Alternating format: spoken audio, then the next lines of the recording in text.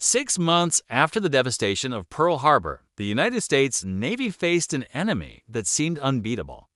The Imperial Japanese Navy was larger, more experienced, and had conquered vast swathes of the Pacific.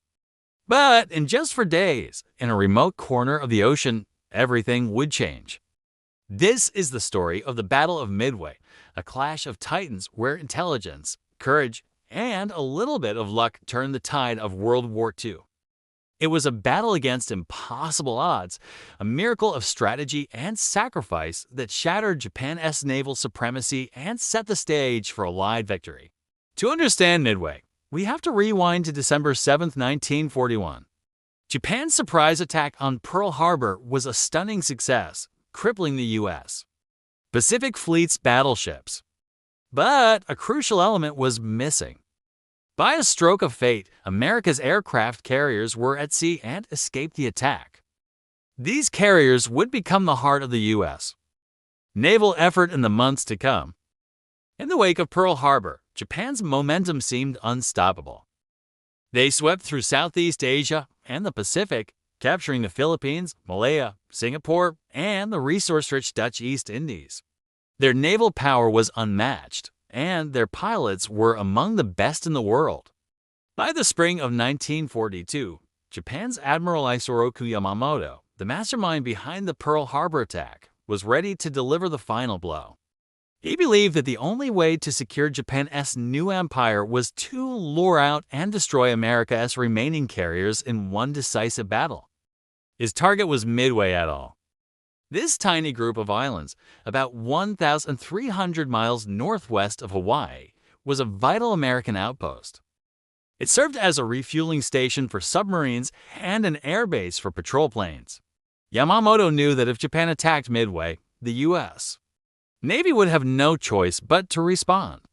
His plan was to use Midway as bait, drawing the American carriers into a perfectly laid trap where his superior fleet could annihilate them once and for all. Yamamoto's plan was complex and ambitious, involving multiple fleets spread across thousands of miles of ocean.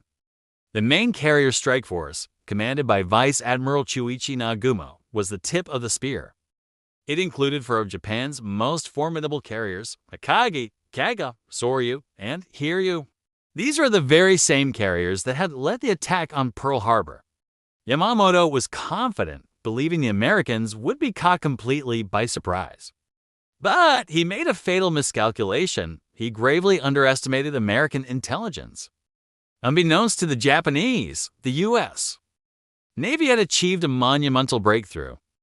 A team of brilliant codebreakers, led by Commander Joseph Rockford at a basement office in Pearl Harbor known as Station Hypo, had cracked Japan's primary naval code, JN-25.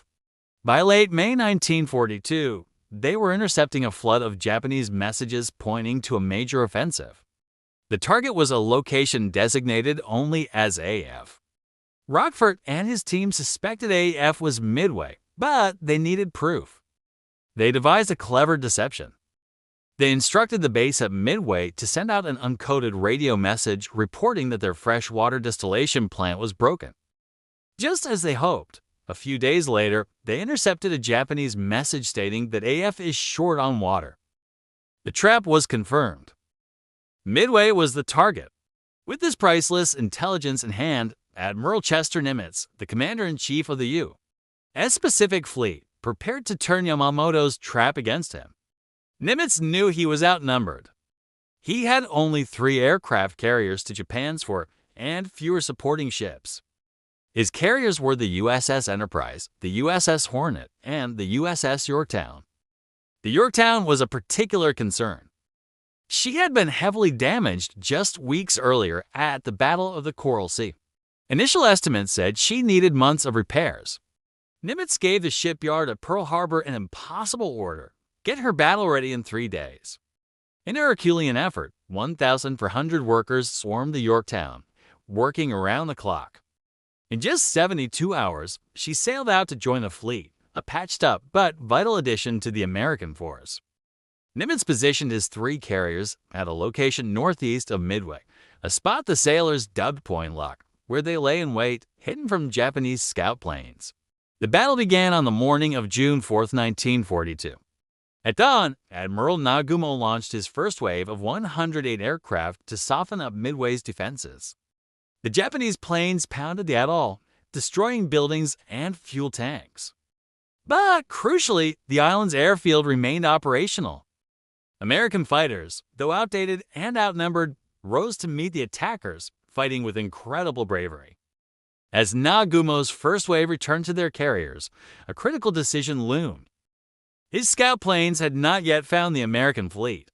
His planes were armed with land attack bombs. Should he rearm them with torpedoes in case they found enemy ships? Or should he launch a second strike to finish off Midway's airfield?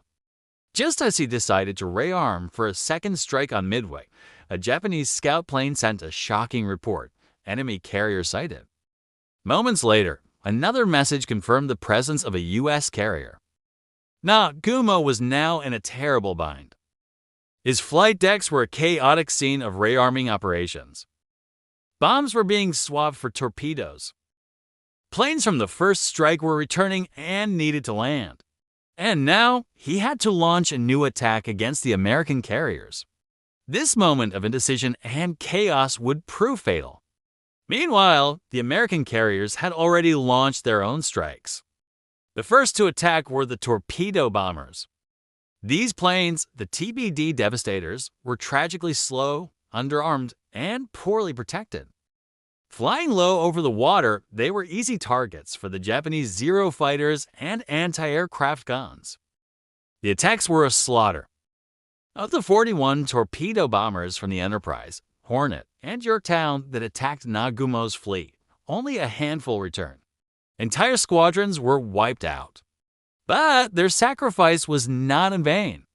By drawing the Japanese Zero fighters down to sea level to intercept the torpedo planes, they had pulled the protective air cover away from the Japanese carriers. And by forcing the carriers to maneuver wildly to dodge torpedoes, they prevented Nagumo from launching his own counterstrike. The torpedo pilots had bought precious time and created an opening. Then, at 10:22 a.m., the miracle happened.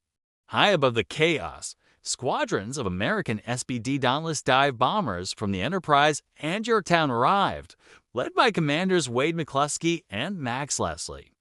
They had nearly missed the Japanese fleet, running low on fuel, but McCluskey made a gutsy decision to press on. At the last possible moment, he spotted the wake of a lone Japanese destroyer and followed it directly to Nagumo's carriers. They looked down to see a perfect sight. The Japanese carriers were completely exposed, their fighter cover out of position. Their decks were packed with fully fueled and armed planes, along with carts of bombs and torpedoes. They were, in effect, floating powder kegs.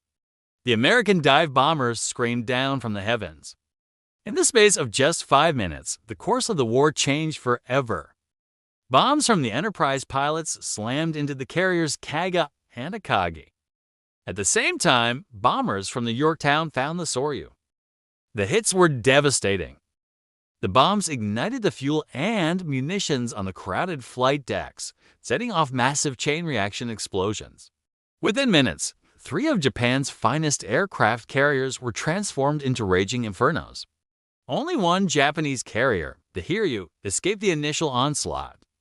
Her commander, Admiral Taman Yamaguchi, quickly launched a counterattack. His planes found the USS Yorktown and scored 3 bomb hits, severely damaging her. A second wave from Hiryu hit the Yorktown with 2 torpedoes, leaving her dead in the water and forcing the crew to abandon ship. But the Yorktown's fight wasn't over. Her scout planes had already located the Hiryu. Later that afternoon, American dive bombers, a composite group from the Enterprise and some of Yorktown's own homeless planes, found the last Japanese carrier. They dove in and planted for bombs into Hiryu's flight deck. Like her sister ships, she was quickly engulfed in flames and sank the following day. The Yorktown, despite valiant salvage efforts, was finally sunk by a Japanese submarine 2 days later. By June 7th, the battle was over. The surviving Japanese ships, their carrier force shattered, were in full retreat. The scale of the victory was staggering. Japan lost its four best aircraft carriers, a heavy cruiser, over 250 aircraft, and more than 3,000 men, including many of its most experienced and irreplaceable veteran pilots. The United States lost one carrier, the Yorktown, one destroyer, around 145 aircraft, and 307 men. The strategic impact was immense. The Battle of Midway was the turning point of the Pacific War. Japan's offensive capability was broken. They would never again mount a major offensive operation, and the initiative passed to the United States. The victory boosted American morale sky high, proving that the Japanese military was not invincible. From Midway onward, the U.S. began its long, arduous island-hopping campaign across the Pacific, a path that would eventually lead to Tokyo. The Battle of Midway stands as a testament to the power of intelligence, the importance of decisive leadership, and the incredible courage of the sailors and pilots who flew into the jaws of death. It was a victory forged in the codebreaker's basement, executed by admirals who dared to take a risk, and paid for by the sacrifice of young men in the skies above the Pacific. Today, Midway Atoll is a peaceful wildlife refuge, its quiet shores belying the fury of the battle that once decided the fate of nations. It remains a powerful symbol of how, even in the darkest of times, the tide of war can be turned in a single, decisive moment. Thanks for watching. If you found this story as incredible as I do, make sure to like, subscribe, and hit the notification bell so you don't miss our next dive into history. See you next time.